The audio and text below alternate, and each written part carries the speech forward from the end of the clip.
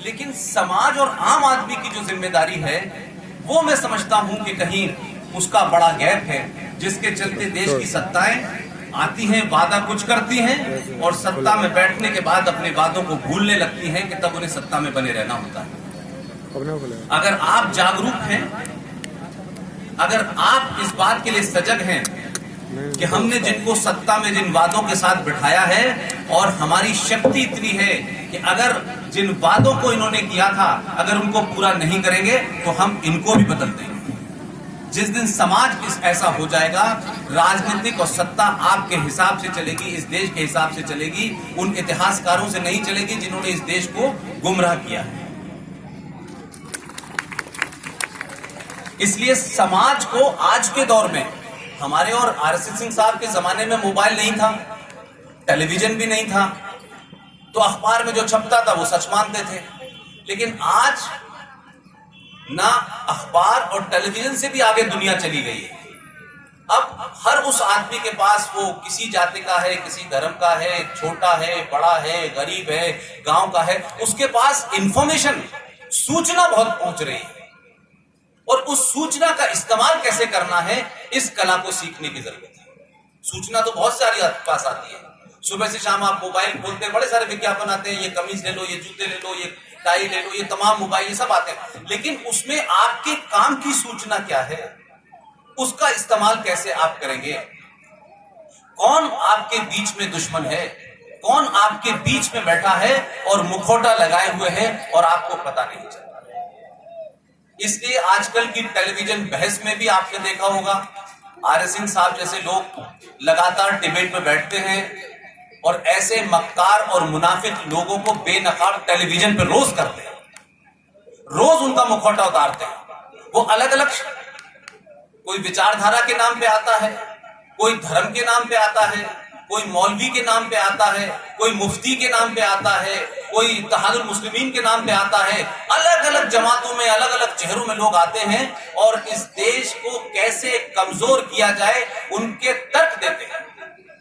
आतंकवादी पकड़ा जाता है तो आतंकवादी ने यह आतंकवादी घटना क्यों की, पाकिस्तान आतंकवादी राष्ट्र क्यों है, उसे अपने तर्कों से बचाने की कोशिश करते हैं, उसे अपने तर्कों से जस्टिफाई करने की कोशिश करते हैं।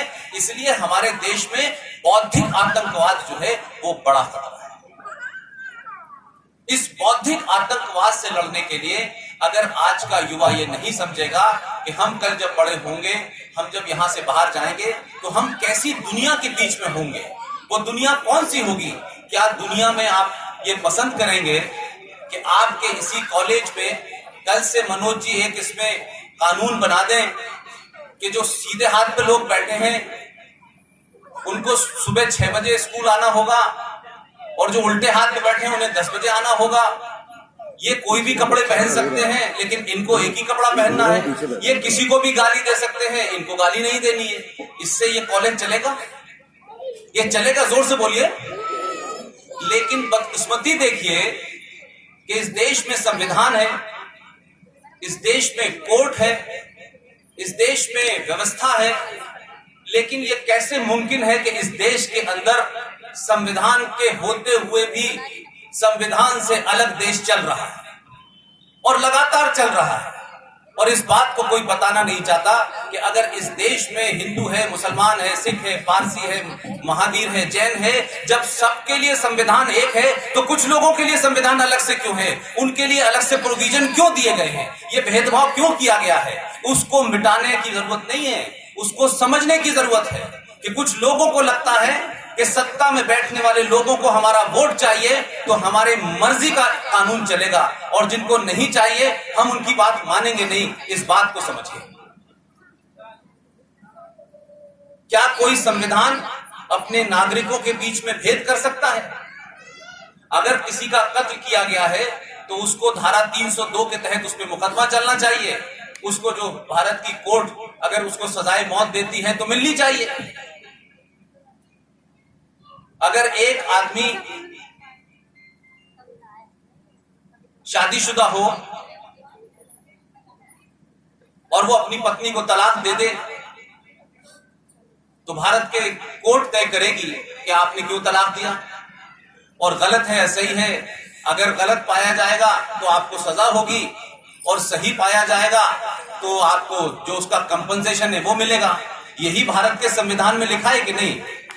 मैं आप लोगों से पूछ रहा हूं, जो आप आगे की पंक्ति में बैठे हुए शिक्षक लोग हैं, यही कानून है इस देश का। लेकिन ये क्या वजह है कि कुछ लोग कहते हैं कि नहीं, हमारे लिए कानून अलग है और हम इस बात को नहीं मानेंगे। हम अपनी पत्नी को रात के 2 बजे अगर उसने ठंडा खाना दे दिया है तो तलाक के घर से बाहर निकाल देंगे, उसके बच्चों को भी निकाल देंगे, और वो कोर्ट नहीं जा सकती, क्योंकि इस देश में खाप पंचायत का नाम सुना? खाप पंचायत सुनिए आप, ये हरियाणा में बहुत होती है। उनकी अपनी एक कोर्ट चलती है, लेकिन उनको कोई संवैधानिक दर्जा नहीं मिला हुआ। लेकिन इस देश में 1973 में एक एनजीओ कुछ लोगों ने बनाई सोच के कि साहब ये हम एनजीओ बनाएंगे, और उस एनजीओ में जितने भी इस देश के बेरोजगार सियासी मुसलमान हैं, सब उस संस्था के मेंबर हैं। वो 1973 में भारत के जैसे एनजीओ रजिस्टर होती है उसमें हुई। वो हर दूसरे दिन एक फतवा जारी कर देती है भाई, जिसका नाम है all India Muslim personal law board. वो हर दूसरे दिन एक फतवा जारी कर देते हैं भाई, हम ये नहीं मानेंगे, हम ये मानेंगे। क्या ये मुमकिन है कि आप कल खड़े होकर कहें कि नहीं हमें ये नहीं अच्छा लगता, ये हमें नहीं मानेंगे? और वो कहता है कि जो हम कह रहे हैं वही ठीक है। वो भारत की संविधान को भी मानने को तैयार नहीं है, वो भारत की अदालत को मानने के लिए भी तैयार नहीं है। वो इस देश में आतंकवाद को भी जस्टिफाई करने लगते हैं, और इस देश में कुछ तो मेंबर ऑफ पार्लियामेंट इतने महान हैं कि वो आतंकवादियों के मुकदमे के लिए पैसा देते हैं। तो आपके देश में आतंकवाद जैसी समस्या, जो हिंदुस्तान के किसी कोने को जिसने नहीं छोड़ा, और भारत का एक राज्य पिछले 70 साल से इसी आतंकवाद से ग्रसित, जिसका नाम है जम्मू कश्मीर।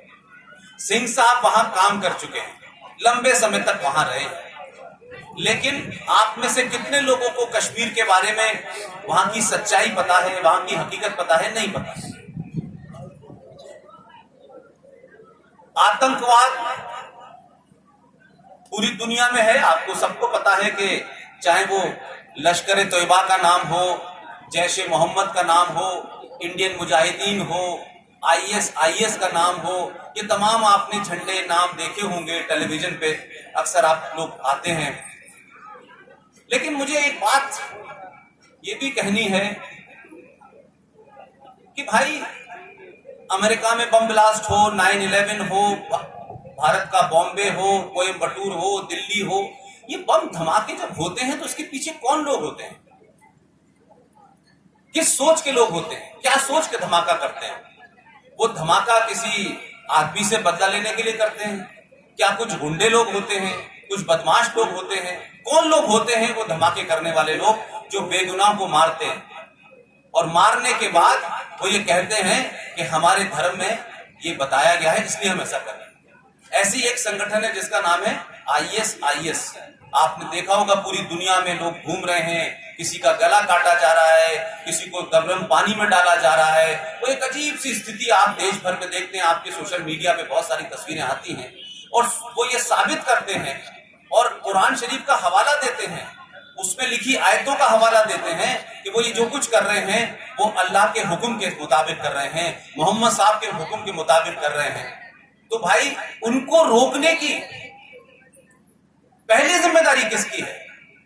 कि जो लोग अगर अपने धर्म का, अपनी किताब का अगर गलत इस्तेमाल कर रहे हैं तो उनको कौन बताएगा? हम बताएंगे तो हम काफिर हैं उनकी निगाह में, लिहाजा हम तो बताएंगे नहीं, और हमारी बात उनकी समझ में आएगी नहीं। और जो दूसरा बताएगा उसको कहेंगे कि ये तो मुसलमान ही नहीं है। तो आप समस्या को सीधे तौर पे जब तक नहीं समझेंगे, आप ये वैसे ही है कि किसी डॉक्टर के पास जाएं और आपके सर में दर्द हो रहा हो और आप बताएं कि मेरे पैर में दर्द है। अब डॉक्टर को ये बताएंगे ही नहीं कि मेरे सर में दर्द है, तो इलाज वो आपका कैसे करेगा? इसीलिए हमारे देश में कुछ बीमारियों को छुपाया गया है, उनके ऊपर चादर डाल दी गई है। उसके कारण हो सकते हैं, राजनीतिक कारण हो सकते हैं, वोट का कारण हो सकता है, कोई और भी कारण हो सकते हैं, लेकिन अगर बीमारी का पता ही नहीं लगेगा डॉक्टर को, या डॉक्टर ये कहेगा कि मुझे पता तो है लेकिन मैं इलाज सर का नहीं करूंगा, करूंगा पैर का ही, तो बीमारी ठीक होगी? तो हमारे यहां आतंकवाद जो है उसका इलाज कुछ इसी अंदाज में हो रहा है कि कश्मीर में लोग कहते हैं कि कश्मीर को हम भारत से अलग करना चाहते हैं। कौन है भाई आप लोग? आपको किसने कहा कि आप कश्मीर के ठेकेदार हैं? कश्मीर जितना बड़ा है उसमें 65% हिस्सा क्षेत्रफल कश्मीर का, उसमें लद्दाख बसा हुआ है। कभी आप लोगों ने आतंकवाद के नाम पे लद्दाख का नाम सुना है कि आज वहां कोई बम धमाका हो गया, वहां घटना बहुत बड़ी घट गई, वहां कुछ ऐसा हो गया, कभी सुना है आप? और उसके बाद जो बचा हुआ हिस्सा है उसमें से दूसरे नंबर पे आता है जम्मू। तो जम्मू में भी उस तरीके की घटनाएं नहीं घट रही, बल्कि पिछले 3-4 महीने से, जब से वो हमारे मेहमान आए हैं, जिसके लिए कुछ लोगों ने यहाँ नारे लगाए, अदालतों के चक्कर काटे, जिन्होंने म्यांमार में एक ऐसी जाति और एक ऐसे धर्म के लोगों को छेड़ा जिनका अहिंसा ही धर्म है, उनको लिए ऐसे हालात कर दिए कि उन अहिंसक लोगों को हिंसक होना पड़ा। और उसकी परिणति ये निकली कि लोग म्यांमार से भाग करके अब जम्मू कश्मीर में बस रहे हैं, हैदराबाद में बस रहे हैं, सियालदा में बस रहे हैं, दिल्ली में बस रहे हैं। ये इल्लीगल कौन लोग हैं जो इस देश में 40-50 हजार आके बस गए? जो अपने देश में रहते हुए, जिस देश के वो नागरिक हैं, उस देश की सरकार के खिलाफ आपने हथियार उठा करके कहा कि हम कुछ भी हो जाए, हम इस जगह को इस्लाम यहां पर नाफिज करेंगे, इस्लाम नाफिज लागू करेंगे। उस देश के लोगों ने कहा यहां एक संविधान है, यहां कानून है, ये मुल्क इससे चलेगा, अगर आप इस मुल्क से तकलीफ है तो आप यहां से जाएं। उन पे हमले किए गए। उस रिटेलिएशन में जब उन लोगों को मारा पीटा गया तो वो आधे से ज्यादा हिंदुस्तान में है। ताज्जुब की बात यह कि इस दुनिया में कोई 56 देश ऐसे हैं जिन्हें आप इस्लामिक मुल्क कहते हैं, जिनका पूरा सिस्टम, पूरी व्यवस्था इस्लाम के नाम से चलती है। ये उनका कहना है कि ये इस्लामिक मुल्क है तो इस्लाम से चलेगी, कुरान से चलेगी, शरिया से चलेगी, हदीस से चलेगी। लेकिन क्या वजह है कि म्यांमार से भागे जाने वाला मुसलमान, बांग्लादेश से भागने वाला मुसलमान इन 56 देशों में नहीं जा पाता है जहां इस्लाम से कानून चलता है, जहां इस्लाम से जीवन जिया जाता है?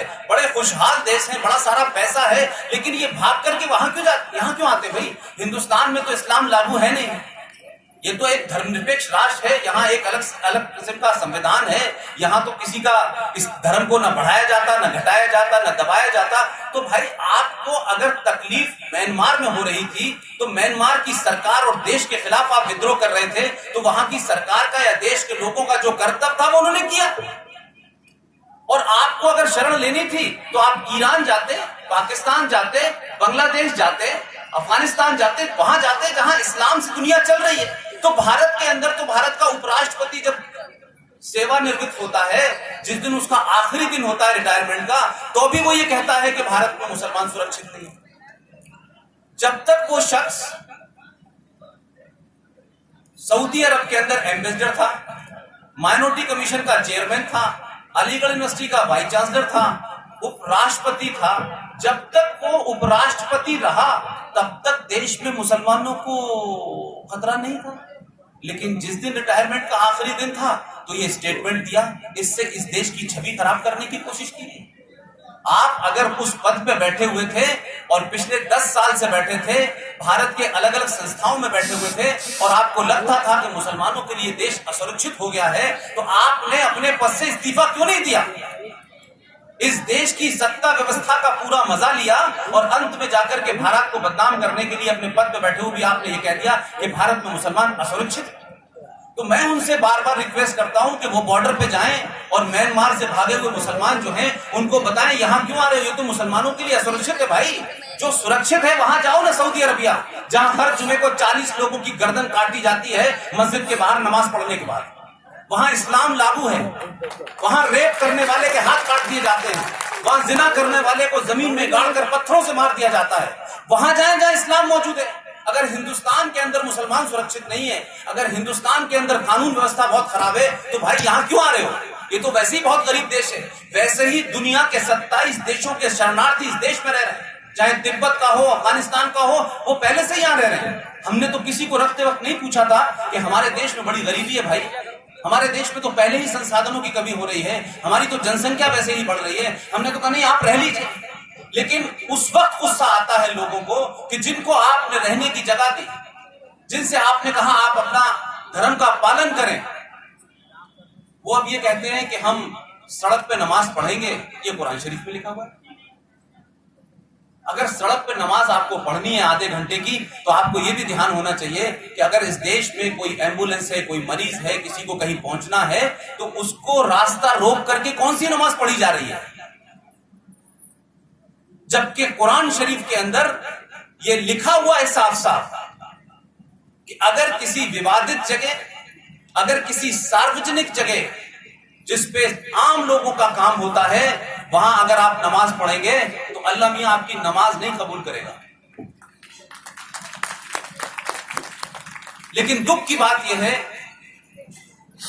कि कुरान शरीफ के नाम पे, हदीस और शरिया के नाम पे ऐसे डराया जाता है, लगता है पता नहीं क्या तूफान आ जाए। आप में से कुछ लोगों को घटना याद है कि डेनमार्क के अंदर एक कार्टूनिस्ट ने हजरत प्रॉफिट मोहम्मद साहब की कोई तस्वीर बना दी थी। कुछ याद है? हाथ उठाइए, कुछ लोगों को पता है। ऐसा हुआ था कि किसी ने मोहम्मद साहब का एक कार्टून बना दिया था। उसमें उस वक्त में लाहौर में था, लाहौर की सड़कों पे ऐसा लग रहा था जैसे तूफान आ गया, आग चली। और ताज्जुब देखिए कि कार्टून बनाने वाला बेचारा डेनमार्क में है, उसने गलत काम किया, अच्छा काम किया, ये बहस का मुद्दा नहीं है। लेकिन लाहौर में रहने वाला मुसलमान लाहौर को ही जला रहा है, इससे किसका फायदा होने वाला था भाई? तो मैं उन लोगों से ये पूछता हूं कि मोहम्मद साहब की शान में अगर किसी ने कार्टून बना दिया था, तो वो लोग जिन लोगों ने कार्टून बनाया, उनके समाज में इस किस्म का कोई मसला नहीं है कि आप कौन भगवान है कौन भगवान नहीं है। सुबह से लेकर शाम रामचंद्र जी को लोग, हजारों लोग इस देश में गाली देते हैं, बुरी बुरी बातें उनके बात में कहते हैं। वो हैदराबाद का एक जो है 2 कौड़ी का नेता जो है, वो जानकी के बारे में बहुत कुछ कहता है। लेकिन भारत के हिंदुओं ने कभी तलवार उठा करके बंदूक लग गोली नहीं चलाई आज तक। आप भावनाओं को ठेस पहुंचाते हैं, उसके बावजूद भी कोई उग्रवादी नहीं बना इस देश के अंदर। 3 लाख कश्मीरी हिंदू पंडितों को रात भर मस्जिदों से नारे लगा करके, मस्जिदों में हथियार इकट्ठे होने के बाद 3 लाख हिंदू पंडितों को 1990 में जिस तरह से भगाया गया पूरे देश के अंदर, आज तक एक भी कश्मीरी पंडित जिसकी माएं बहनों को सरेआम रेप किया गया, मार दिया गया और मस्जिदों से नारे लगाए गए कि इनके मर्दों को मार दो, औरतों को रख दो। ये कल की घटना है, कोई पुरानी नहीं है, सब आंखों देखी है। लेकिन एक भी जम्मू कश्मीर से लेकर के, वैली से लेकर के, लद्दाख से लेकर के, एक भी कश्मीरी हिंदू पंडित ने बंदूक नहीं उठाई, आतंकवादी नहीं बना। इतने टॉर्चर होने के बाद भी उसने नहीं कहा कि भारत तेरे टुकड़े होंगे इंशाल्लाह। दिल्ली की सड़कों पे, फुटपाथ पे जीवन यापन कर रहे हैं वो लोग। जम्मू कश्मीर के अंदर 5 लाख लोग सड़कों पे रहते हैं, ये खबर नहीं है आपको।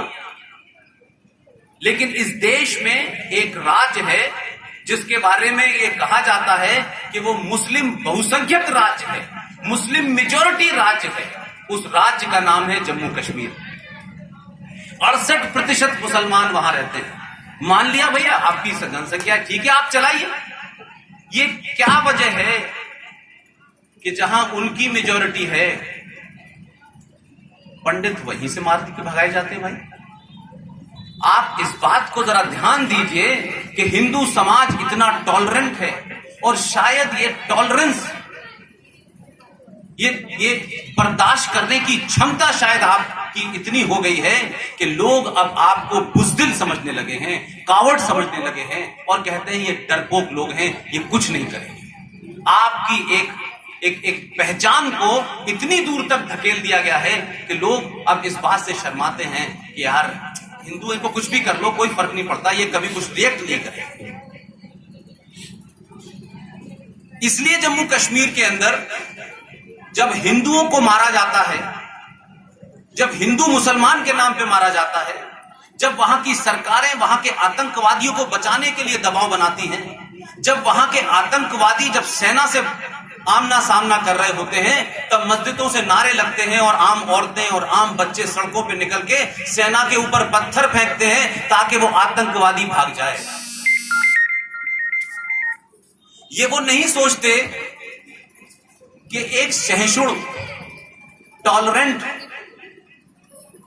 एक सोच के लोग अगर इस देश में 1% भी इनटॉलरेंट हो गए, 1% भी हिंदू अगर इस देश का इनटॉलरेंट हो गया और अगर उसी भाषा को सीख गया जिस भाषा को मुफ्ती बोलती है, जिसको उमर अब्दुल्ला बोलता है, फारूक अब्दुल्ला बोलता है, सैयद शाह गिलानी बोलता है, सैयद गिलानी बोलता है, यासीन मलिक बोलता है, मूसा बोलता है, अगर 1% हिंदू भी इस देश के अंदर उसी सोच का हो गया तो पूरे देश में मुसलमान माइनॉरिटी में, इसका ध्यान रखना चाहिए। मेरा गुस्सा इस बात पर है कि आप जिन लोगों से लड़ रहे हैं, जो आपके सामने है, आप 800 नहीं कई हजार साल की सभ्यता जो है ना आपकी, वो आपका पीछा नहीं छोड़ रही है। इसलिए आपको लगता है कि जितने आप ईमानदार दोस्ती में हैं, उतने दुश्मनी में भी हैं।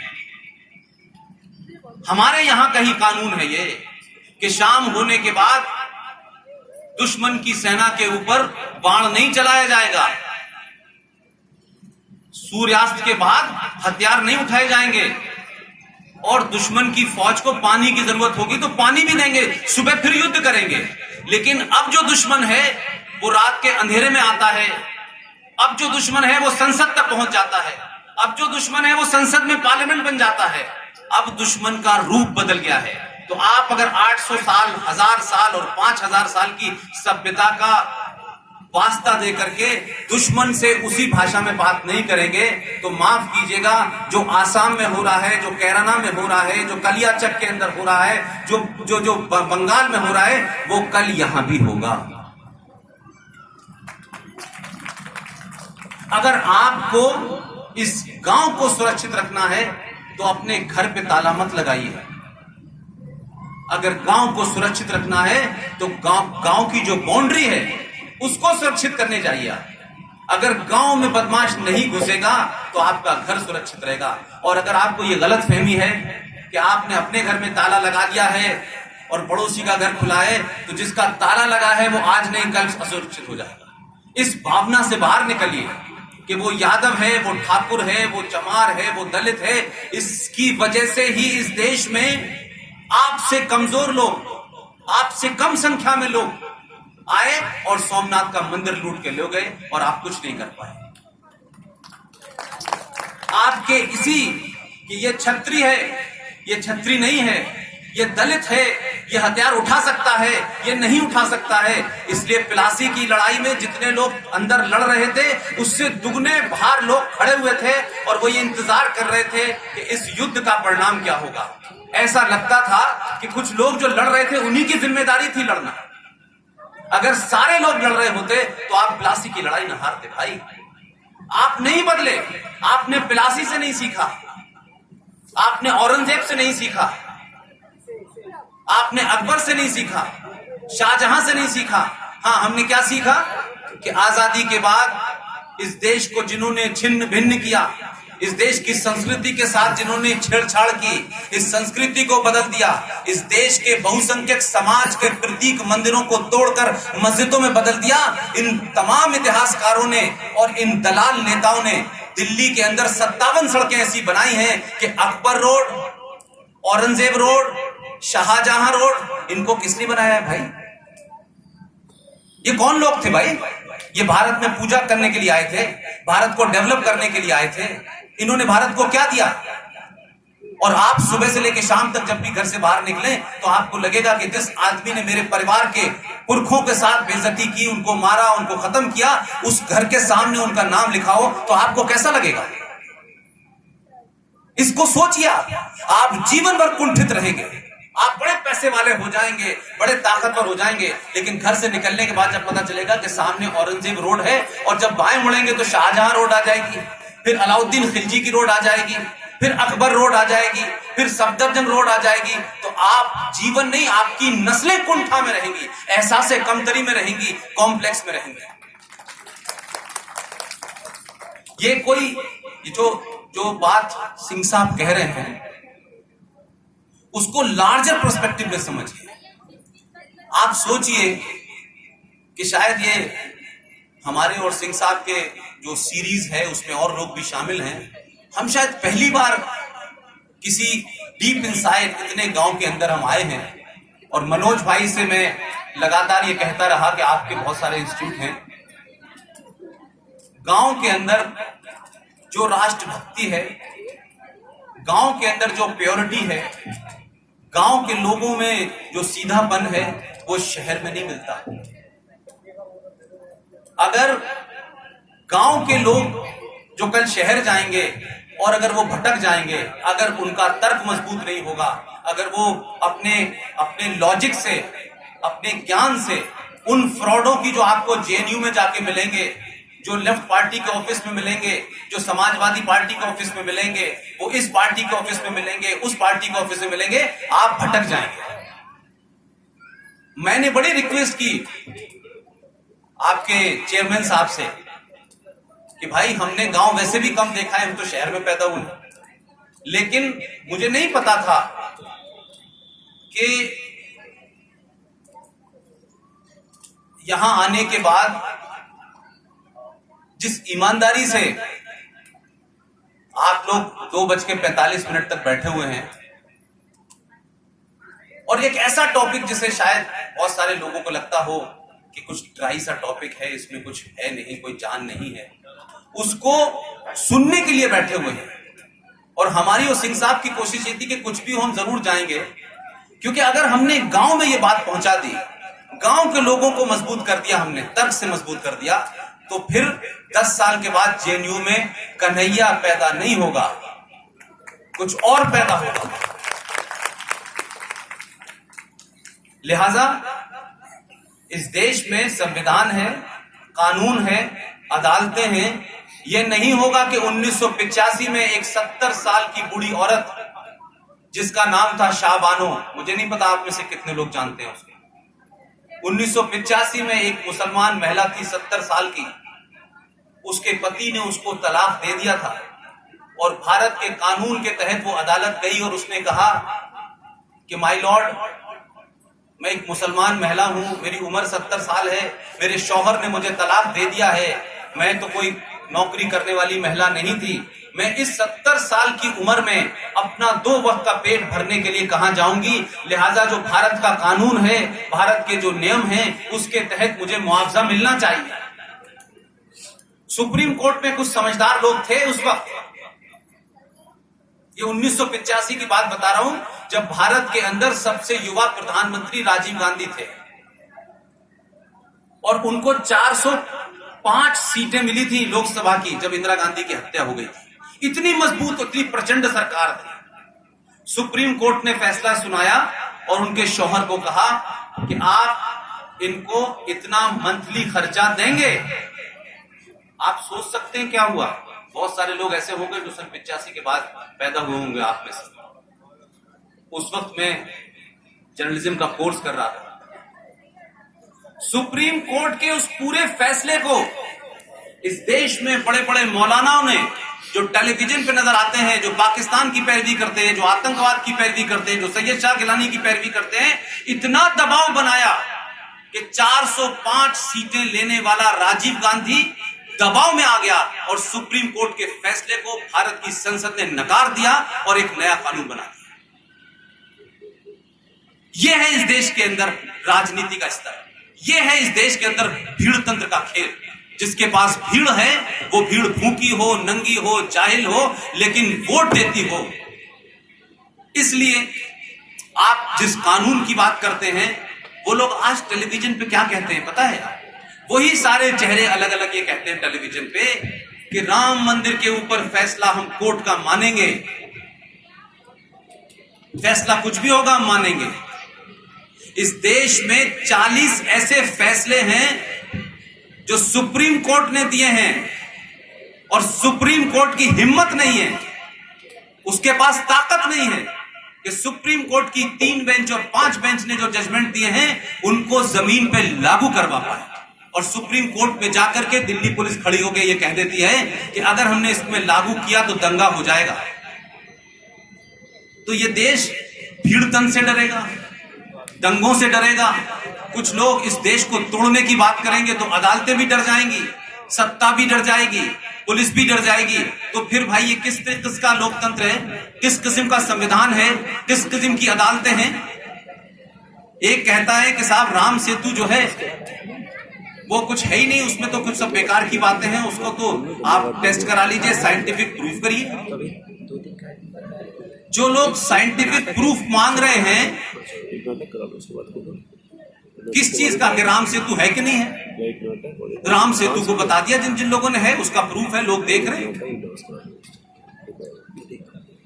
अदालतें कहती हैं कि हम फेथ के ऊपर जो है वो फैसला नहीं देंगे।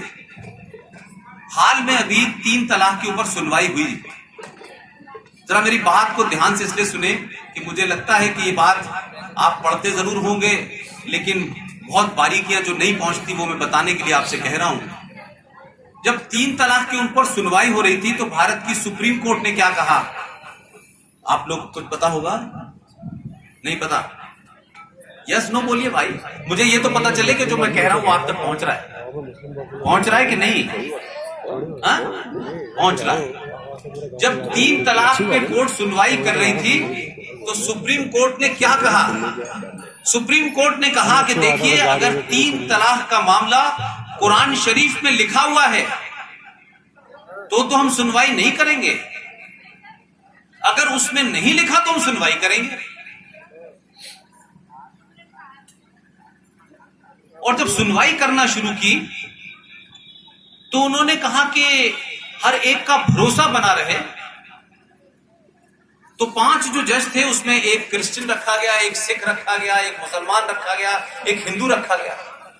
आपने इससे पहले हजारों फैसले आए होंगे इस कोर्ट के, कभी कोर्ट को ये कहते सुना आपने कि यार ये जो मामला है ये थोड़ा पेचीदा है, इसलिए अगर ऐसा ना हो कि हम फैसला दे दें तो फला धर्म का जज नहीं होगा तो लोग मानने से इनकार कर देंगे? कहीं ऐसा सुना था आपने आज से पहले? लेकिन सुप्रीम कोर्ट ने यह किया और फैसला भी दे दिया। उसी सुप्रीम कोर्ट से किसी ने यह पूछा कि राम मंदिर की सुनवाई कर रहे हो, यह किसके फेथ का मामला है? अगर यह फेथ का मामला है तो इस सुनवाई के अंदर कभी जैकब साहब आ जाते हैं, कभी एंडर साहब आ जाते हैं, कभी जॉन साहब आ जाते हैं। हमारे फेथ का फैसला एंडरसन साहब, अब्बासी साहब कैसे कर सकते हैं? हमसे पूछा सुप्रीम कोर्ट ने कि इस बेंच के अंदर कोई मुसलमान नहीं होगा, कोई क्रिश्चियन नहीं होगा,